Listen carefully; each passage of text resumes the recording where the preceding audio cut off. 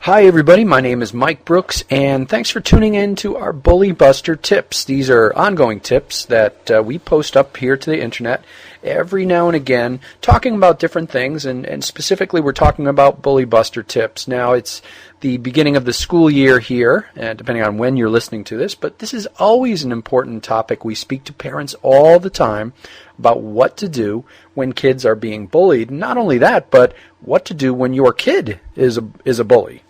So, today we're going to talk about the problem that is bullying. We're going to define it and talk about it a bit, and we're going to examine the effects of bullying and talk about what to look for to determine if your child is a victim of bullying, because they don't always tell you. Now, everybody knows this. The effect can really last a lifetime. It can be an incredibly traumatic experience that can shape the child for the rest of their life. If a child is bullied, it can stick with you through right into adulthood and affect the way they behave. The second thing is, being bullied is not a rite of passage that any child must endure. That used to be a common thing that, some people would say, listen, this is what makes you tough. This is what makes you learn how to survive in this tough world. No, being bullied is not a rite of passage. Bullying can be both physical and verbal.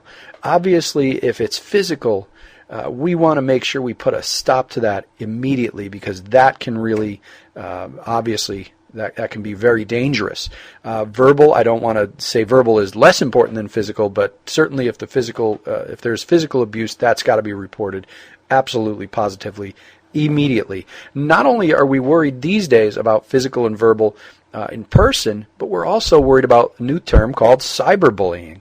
Kids on Facebook and MySpace, instant messaging each other. Now they can virtually bully a child or bully a classmate to the entire world at the push of a button. So this is a very serious problem that we need to monitor, what's happening in the online world with our kids as well.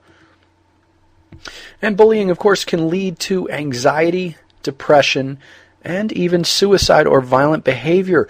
We've been reading these lately, especially over the past few years. We've heard of children committing suicide because they were victims of bullying. That's just unbelievable, and just I can't.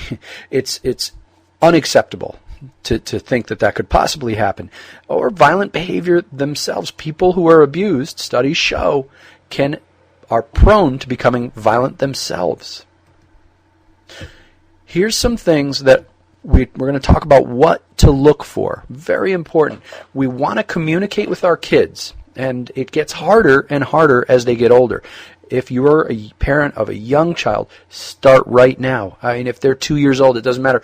Make sure we are talking to them all the time, asking them probing questions, and really just not letting it drop, and keeping the lines of communication always open. They will eventually stop talking to you about it. If a bully says, hey, if you tell somebody, I'm going to really hurt you or I'm going to kill you, that can be a traumatic thing, and the child won't tell. So watch for children becoming withdrawn. The next thing is they may not want to participate in activities. Sometimes when they're bullied and they're used to being made fun of in groups, they're going to shy away from those groups. Acting out.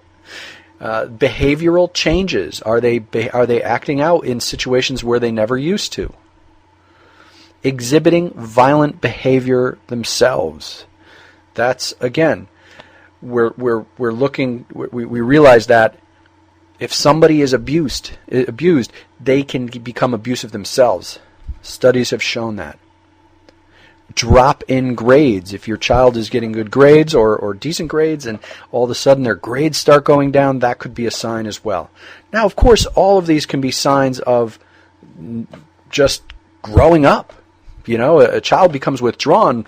A lot of times, when kids become teenagers, boy, they start to not want to talk to you anymore, and so these may be just normal growing up things, but we want to make sure that we are taking these things seriously and looking into them.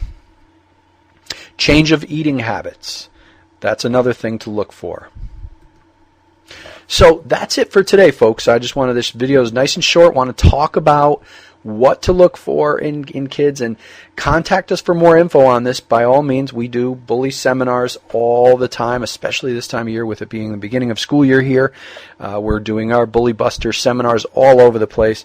Those are always free, so please talk to us if you're having any problems at all, whether you're a member of our school or not. As you can see from this presentation today, it's a very, very serious topic. So do tune into the next episode. We're going to talk about how to talk to your children about it and how to teach them bullying tactics to avoid bullying. So again, remember to talk to your kids and contact us for more info.